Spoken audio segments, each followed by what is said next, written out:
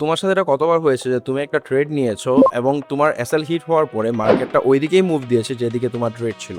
So আমার সাথে same একটা সিচুয়েশন হয়েছে আজকের গোল্ডের মার্কেটের মধ্যে।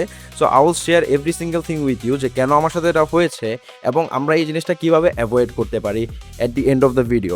But before that let me show you where and when does it happen. তো আমি গোল্ডের মধ্যে একটা ট্রেড ওপেন করেছি এবং ট্রেডটা নেওয়ার সিম্পল রিজন ছিল যে মার্কেটটা অনেকক্ষণ পর্যন্ত নিচে এসেছে এবং এখানে একটা সাপোর্ট লেভেল ক্রিয়েট করে মার্কেটটা একটা বড় ক্যান্ডেলের মাধ্যমে কি করেছে, মুভ দিয়েছে উপরের দিকে। তাই আমি এখানে একটা বাই পজিশন ওপেন করেছি, কিন্তু পরবর্তীতে আমার এসএলটা দিয়ে রেখেছি কি এটা লোয়ার লোয়েতে, এবং আমরা দেখতে পাচ্ছি যে মার্কেটটা কিছুক্ষণ কনসলিডেশন করে আমার এসএলটা এখানে হিট করেছে অ্যান্ড এসএলটা হিট করার পরে ডেফিনেটলি মার্কেটটা উপরে চলে গেছে।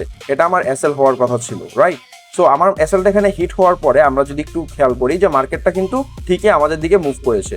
তো এখন কথা হলো ভাইয়া, why does that happen? So এটার মেজর রিজনটা হলো থাকে যে ভাই, একটা মার্কেটকে মুভ করতে হলে ফার্স্টলি যেটা দরকার মার্কেটের লিকুইডিটি, অ্যান্ড মার্কেট লিকুইডিটি ছাড়া কখনোই আপওয়ার্ড হোক ডাউনওয়ার্ড হোক কখনোই মুভ দেবে না। অ্যান্ড এই লিকুইডিটিরা কালেক্ট করে হলো রিটেলারদের কাছ থেকে।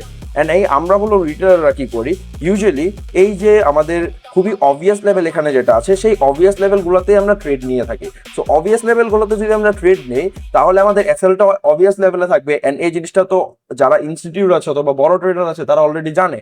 তো ইনস্টিটিউটরা কি করে ইউজুয়ালি আমাদের এখান থেকে এসএলটা নিয়ে নেয়, এসএলটা নিয়ে নিলে কি হয় তাদের একটা লিকুইডিটি চলে আসে, অ্যান্ড মার্কেটে যখন লিকুইডিটি ঢুকে তখন মার্কেট একটা মুভ দিবে।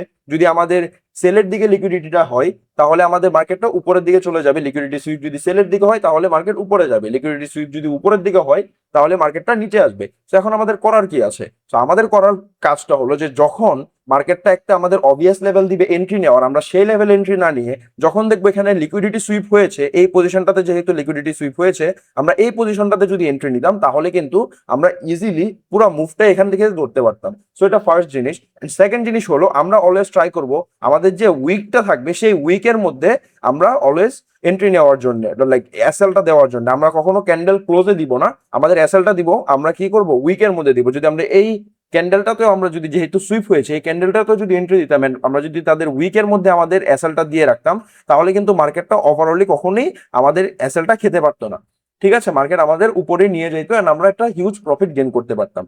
সো এই জিনিসটা ফলো করলেই আপনারা জানতে পারবেন যে আপনাদের এসএলটা কোথায় দেওয়া উচিত। আর আপনারা যদি না জানেন যে লিকুইডিটি সুইপ কি, এর জন্য ভাই you have to follow me, because next ভিডিওতে আমরা ওইটা নিয়ে কথা বলবো।